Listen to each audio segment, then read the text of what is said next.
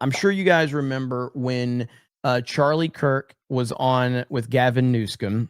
Gavin talked about Charlie Kirk and how much Gavin Newsom's own son was a fan of Charlie Kirk. Do you guys remember this? Now Gavin has completely changed that story. He's completely flipped that story because of the narrative that the left has surrounding Charlie Kirk. This is crazy. But this is that American psycho mentality that he has. It's unreal. Gavin Newsom, shame on him, because he invited Charlie on his podcast and Charlie went. Charlie went and sat in the lion's den with a far left guy, was courteous to him. I think he was his inaugural guest. Did him that courtesy, bringing all these eyeballs to his show. And what does Gavin Newsom do? Betrays him. So here's what Gavin said to Charlie when Charlie was sitting on his set about Gavin Newsom's own son, Sot 1. Last night, trying to put my son to bed. He's like, no, Dad, what time? What time's Charlie going to be here? What time? And I'm like, dude, you're in school tomorrow. He's 13. He's like, no, this morning, wakes up at 6 something. He's like, I'm coming. I'm like, he literally would not leave the house. Did you let him take off school? No, he did. Of course not. He's not here for a good reason. But the point is, you canceled school for like 2 years. One day. The point is, what a line from Charlie. Holy shit, what a line.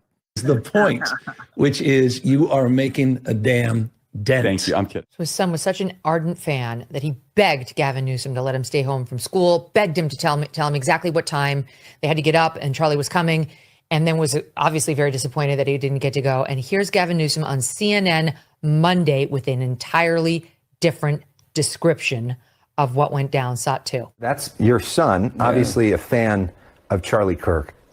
What was the conversation like between you and your son after Charlie Kirk was assassinated? Well, he called me. I don't know how he got a phone, but he called me from school that day, really alarmed. And all his friends were around the phone that wanted me to somehow express or understand what was going on. He wanted to know if he was dead.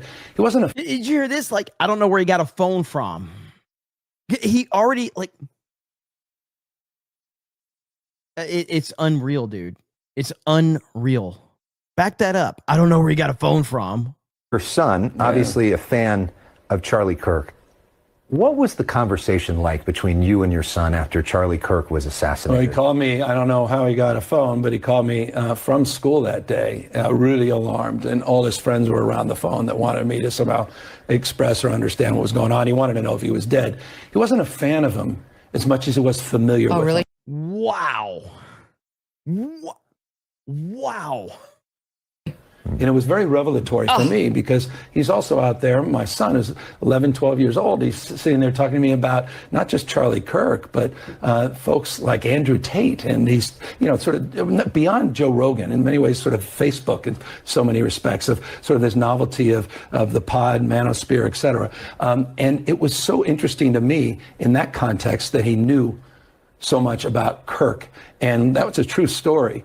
I didn't know what he was saying or stand for. He didn't even have a strong position himself. Oh, okay. So now it's suddenly he wasn't a fan as much as just familiar with Charlie. And that's why he begged his father to let him meet Charlie, to get up early in the day, to skip school just so he could shake Charlie's hand, just because of his familiarity.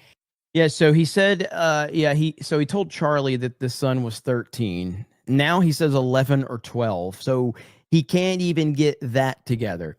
I remember when that podcast happened and I criticized Charlie Kirk for it because I said, there's no point in talking to someone like that. There's just not. I mean, it's just truly like Gavin Newsom is an evil piece of shit. Like, and he's proven it over and over again. There's no point to have a conversation with a piece of shit like that. And so I criticized him about that a lot, and I stand by my criticism of that. And now you're seeing it exactly for what you're seeing exactly what I said play out. So it's absolutely insane, man.